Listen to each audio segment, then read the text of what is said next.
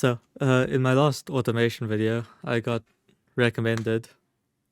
suggested the idea to make a European Econobox. And I thought it was a good idea. I thought it would be a pretty entertaining video, and I thought it would be pretty fun. So, yeah, now we're doing that, I guess. Partial aluminum, monocoque, AHS steel, front transverse, McPherson, and solid axle leaf suspension. Okay, just like last time, I'm gonna do the fixtures last.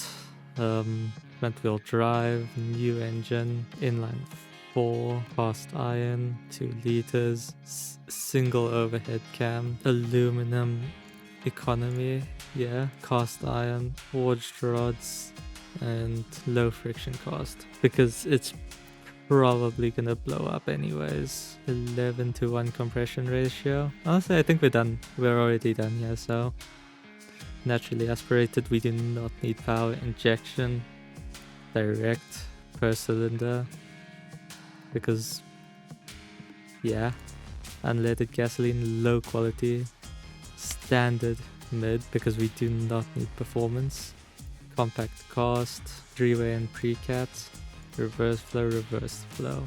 That is an engine, I guess. There's not really much I can do to make it build power, besides like maybe dumping more fuel into it, advancing them. There's not really anything I can do to it. I mean, I think that is our engine pretty much done. Okay, gearbox, manual, 4-speed, open diff, radial, hard long life, solid, 2 drums in the back, undertray, none, seats, yes, standard, premium infotainment, hydraulic, rack and pinion, traction control and ABS, basic safety, standard, gas mono 2, passive, comfort presets. Yeesh, that's high. Okay, let's lower it a bit. You know, yeah, I'm happy with that. I guess all I have to do now is the fixtures, so yeah, let me do that, I guess.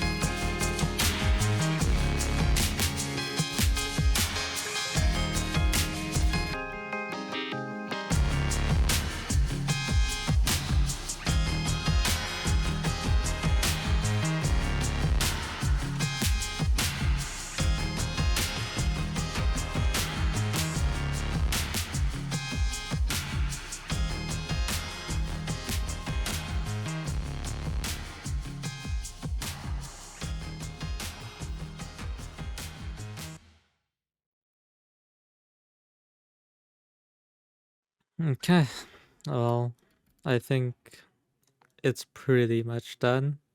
There's really like not much I can do to it, seeing as how basic these cars are. But overall, I mean, it looks like something a 70-year-old lady would drive to the shops and then drive back in. Like, it's nothing special, but all there is to do now is export it to Beam and give it a test drive. Much later. Okay, so we're here in Beam with this. Honestly, all I can call it is a piece of shit. Wow, it's just absolutely incredible. I mean, yeah, it has, what, 115 horsepower?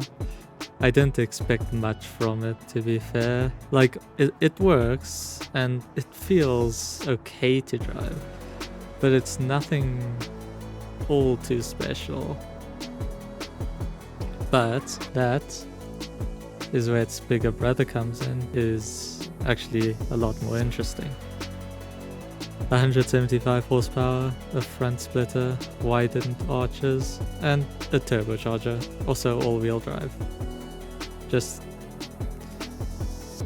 so we can have actual grip, and already I can say that this one is better. Oh, okay. I mean, it's better, I just don't know how to fucking drive apparently. This one's also a lot quicker, so whether it will get a faster lap time around the automation test track over the Mazda MX-6 from Temu from last video is up to debate. I believe that car got about a 131, so if this can beat that, then I'm honestly gonna be surprised. Alright, so we're gonna do 2 laps, one in the, well, I guess base model, and one in the turbo variant. I assume the one will be better than the other, but by how much, that is kind of what I want to know. That's why I'm gonna be testing both. And we are underway. Wow, this is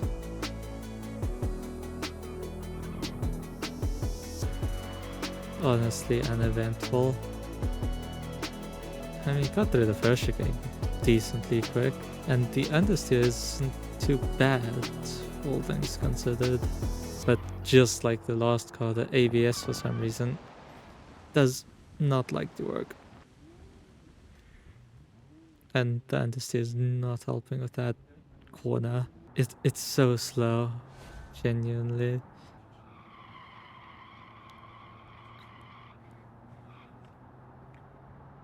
Wow, that was a corner. All things considered, it doesn't look too bad, I guess. That's pretty much the only thing this variant has going for it. It doesn't look bad. And that's not saying much. Okay, so I have to use 10% brake pressure, or else it just locks the brakes. That's also something I didn't change on the turbo variants, which may be an issue. Wow, that was terrible. Just an atrocious corner. Like, if you're on the throttle and you want to turn, you just won't. And I get that's what front wheel drive cars just are like, but this is just to another level. Okay, final corner, brake, in, and push to the line.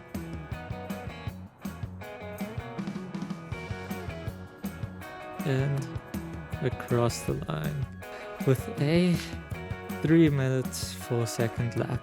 That was truly one of the laps of all time. Okay, already off the line a lot quicker.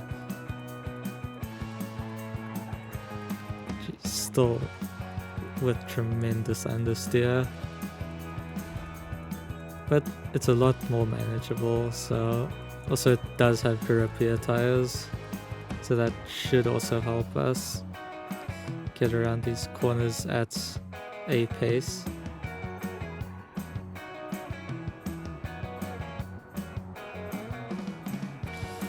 It might just beat the JDM thing from last video. If it actually beats it, I'm gonna be surprised, because that thing was quite quick around the circuit. I mean, this thing is also not too bad around the circuit, but